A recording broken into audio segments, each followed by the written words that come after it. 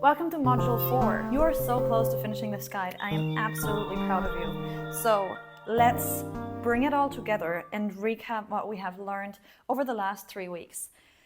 We understand now that our shoulders are kind of the foundational core of what we need in order to hold, maintain, balance everything a handstand. And I want to introduce you to also breath work, because the breath is boss. It's so tedious to learn how to breathe correctly in our handstand, but ultimately this is what's gonna fast track you. If we are very disciplined and strict with ourselves in the beginning, we will gain so much more freedom in the long run. So let's get right into this. I just want to repeat for you how to kick up into a handstand utilizing the breath, okay? So we're gonna kick up into this L-shaped handstand, and you can watch it, or you can watch it first, or you can do it with me immediately. Okay, spread your fingers wide, shoulders over the wrist, come high up onto the tippy toes.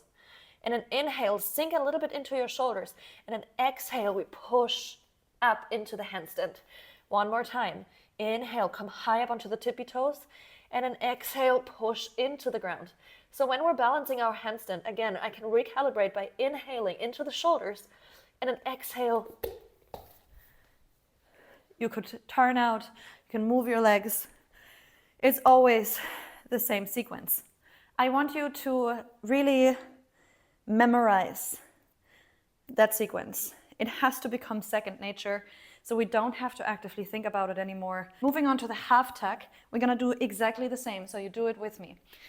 Spread your fingers wide, bring your shoulders over your wrists. Inhale, come all the way up on your tippy toe, and then exhale, we kick up and push into the ground. One more time. Spread your fingers wide, shoulders over the wrists. Inhale and exhale. One more time. Inhale, spread your fingers wide, shoulder over the wrist, and we come up on an exhale. And then really push, push, push into the ground, and then you can slowly calm down. Moving on to our bunny hops. We're gonna do exactly the same thing. So I just want to reiterate, the push up or the kick up is basically predominantly coming from our shoulders by utilizing the breath. So let's go through the sequence one more time, just standing up. Inhale, we're sinking a little bit into the shoulders, and on an exhale, we push. And this push is gonna create the momentum.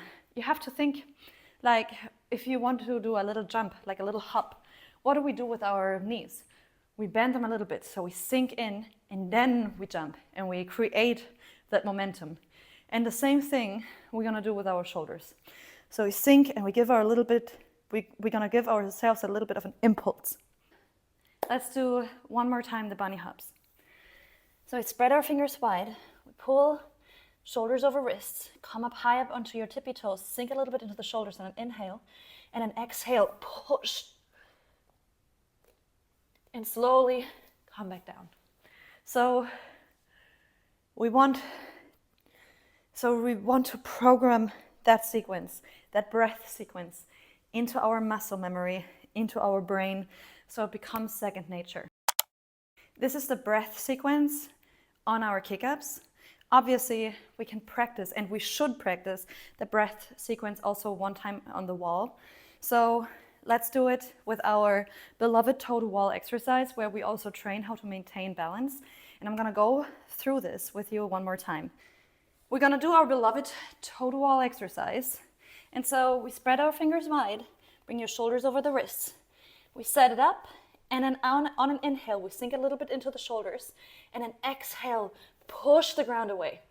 Now balance one of the toes next to the wall, and bring one leg away from the wall. Inhale here, again, this little sink, and then on an exhale, we swap our legs. Inhale, exhale, push the ground away, swap the legs. Inhale, exhale, push the ground away, swap the legs.